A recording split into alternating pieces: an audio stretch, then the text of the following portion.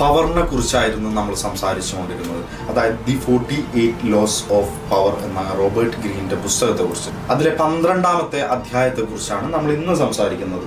Use selective honesty and generosity to disarm your victim.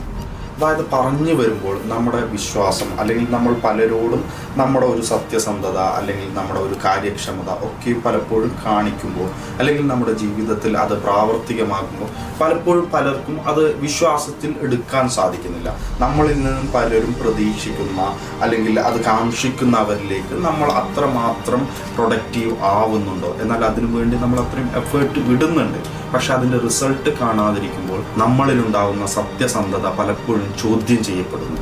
അത്തരം സാഹചര്യങ്ങളിൽ പലപ്പോഴെങ്കിലും നമ്മൾ മാക്സിമം എഫേർട്ട് ഇട്ടുകൊണ്ട് അവരുടെ എക്സ്പെക്റ്റേഷനെ മീറ്റ് ചെയ്യാൻ പരമാവധി നമ്മൾ ശ്രമിക്കുക.